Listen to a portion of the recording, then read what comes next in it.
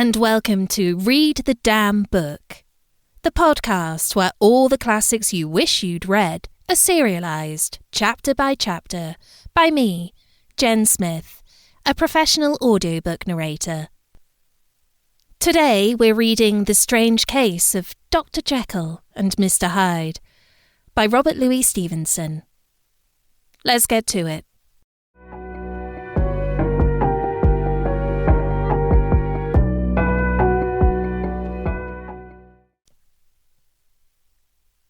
Dr. Jekyll was quite at ease. A fortnight later, by excellent good fortune, the doctor gave one of his pleasant dinners to some 5 or 6 old cronies, all intelligent, reputable men, and all judges of good wine, and Mr. Utterson so contrived that he remained behind after the others had departed. This was no new arrangement, but a thing that had befallen many scores of times. Where Utterson was liked, he was liked well. Hosts loved to detain the dry lawyer, when the light-hearted and the loose-tongued had already their foot on the threshold. They liked to sit a while in his unobtrusive company, practising for solitude, sobering their minds in the man's rich silence, after the expense and strain of gaiety. To this rule, Dr. Jekyll was no exception, and as he now sat on the opposite side of the fire, a large, well-made, smooth-faced man of 50, with something of a slyish cast perhaps, but every mark of capacity and kindness, you could see by his looks that he cherished for Mr. Utterson a sincere and warm affection. "I have been wanting to speak to you, Jekyll," began the latter. "You know that will of yours?" A close observer might have gathered that the topic was distasteful, but the doctor carried it off gaily. "My poor Utterson," said he, "you are unfortunate in such a client.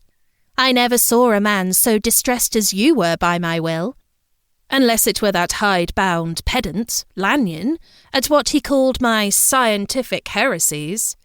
Oh, I know he's a good fellow, you needn't frown, an excellent fellow, and I always mean to see more of him.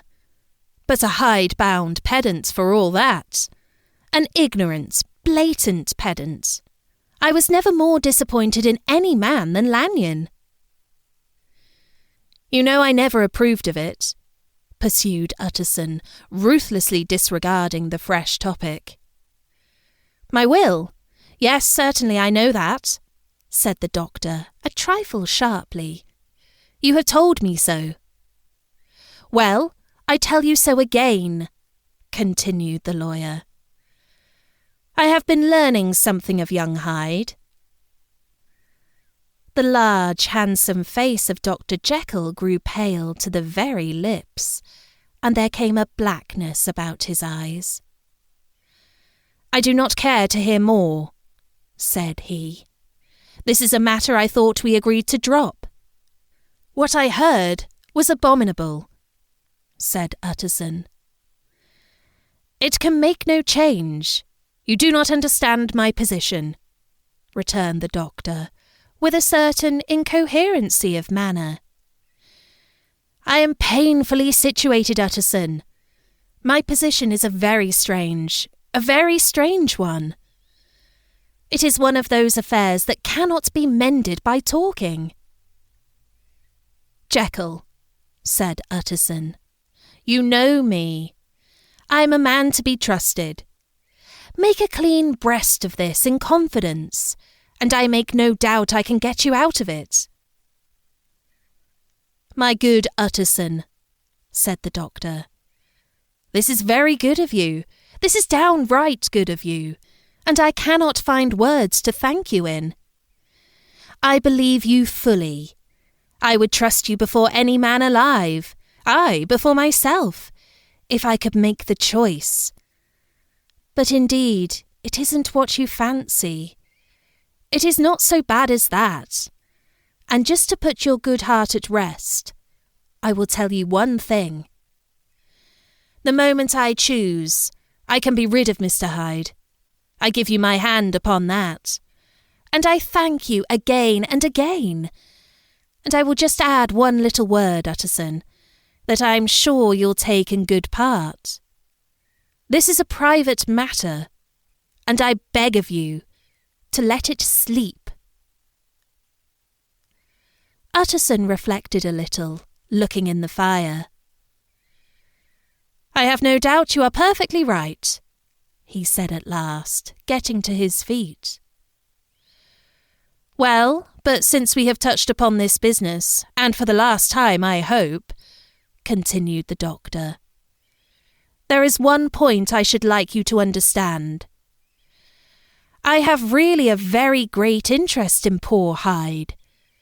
I know you have seen him, he told me so, and I fear he was rude. But I do sincerely take a very great interest in that young man, and if I am taken away, Utterson, I wish you to promise me that you will bear with him and get his rights for him. I think you would, if you knew all, and it would be a weight off my mind if you would promise. I can't pretend that I shall ever like him, said the lawyer. I don't ask that, pleaded Jekyll, laying his hand upon the other's arm. I only ask for justice. I only ask you to help him for my sake when I am no longer here. Utterson heaved an irrepressible sigh. Well, said he, I promise.